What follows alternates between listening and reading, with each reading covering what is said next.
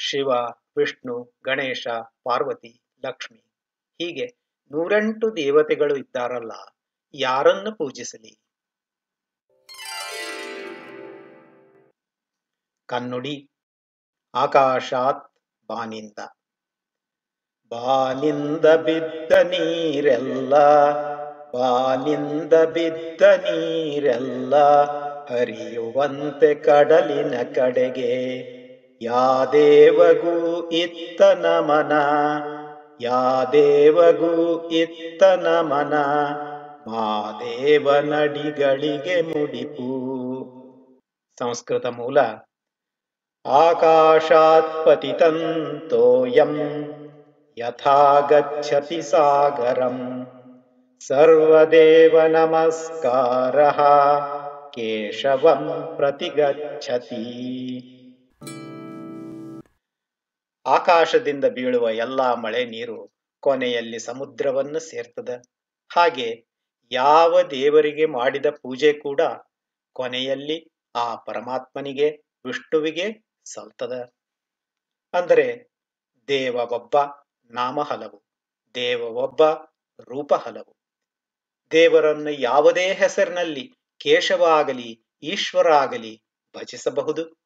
ಯಾವುದೇ ರೂಪದಲ್ಲಿ ಶಂಖ ಚಕ್ರ ಗದಾ ಪದ್ಮಗಳನ್ನು ಹಿಡಿದ ಚತುರ್ಭುಜನಾಗಲಿ, ಸಾಲಿಗ್ರಾಮವೇ ಆಗಲಿ, ಡಮರು ತ್ರಿಶೂಲಗಳನ್ನು ಹಿಡಿದು ಭಸ್ಮ ಬಳಿದುಕೊಂಡ ಜಟಾಜೂಟ ಗಂಗಾಧರ ಚಂದ್ರಚೂಡ ಆಗಲಿ, ಅಥವಾ ಲಿಂಗರೂಪವೇ ಆಗಲಿ ಭಜಿಸಬಹುದು. ಏಕಂ ಸತ್ ವಿಪ್ರಾ ಬಹುಧಾ ವದಂತಿ. ಇದು ಋಗ್ವೇದದ 1ನೇ ಮಂಡಲದ 164ನೇ ಸೂಕ್ತದ 46ನೇ ಮಂತ್ರ. ಅಂದರೆ ಸತ್ಯ ಒಂದೇ, ತಿಳಿದವರು ಹಲವು ಹೆಸರುಗಳಿಂದ ಕರೀತಾರೆ. ಇದು ಸನಾತನ ಧರ್ಮದ ಸ್ಪಷ್ಟ ಘೋಷಣೆ. ಸೂರ್ಯನನ್ನು ಪೂಜಿಸುವ ಸೌರ, ದೇವಿಯನ್ನು ಆರಾಧಿಸುವ ಶಾಕ್ತ, ಶಿವನನ್ನು ಭಜಿಸುವ ಶೈವ, ವಿಷ್ಣುವನ್ನು ಅರ್ಚಿಸುವ ವೈಷ್ಣವ, ಗಣಪತಿಯನ್ನು ಗೌರವಿಸುವ ಗಾಣಪತ್ಯ ಇತ್ಯಾದಿ ಸಂಪ್ರದಾಯಗಳ ಮೂಲ ಇದೆ. ಎಲ್ಲವುಗಳ ಉದ್ದೇಶ ಒಂದು, ವಿಧಾನಗಳು ಹಲವು. ಹುಟ್ಟು ಬದುಕು ಸಾವುಗಳ ಚಕ್ರದಿಂದ ಬಿಡುಗಡೆಯೇ ಉದ್ದೇಶ. ಅದನ್ನು ಸಾಧಿಸುವ ವಿಧಾನಗಳು ಹಲವು.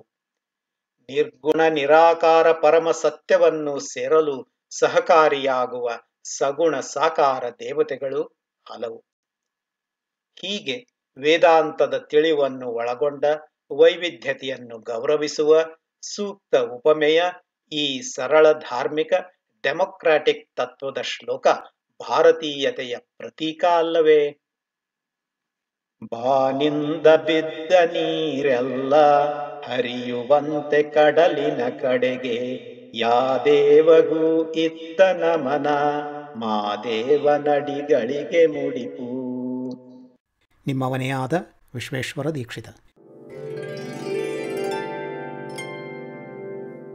ಕನ್ನಡ ಕಲಿ ಬಿತ್ತರಿಕೆ ಜೂನ್ 1, 2025. ಆಕಾಶಾತ್ ಬಾನಿಂದ. ವಿಶ್ವೇಶ್ವರ ದೀಕ್ಷಿತ. ನಾನು ಸಪ್ನಾ ಗೂಗ್ಲೆ. ಸಂಪರ್ಕ namo@yahoo.com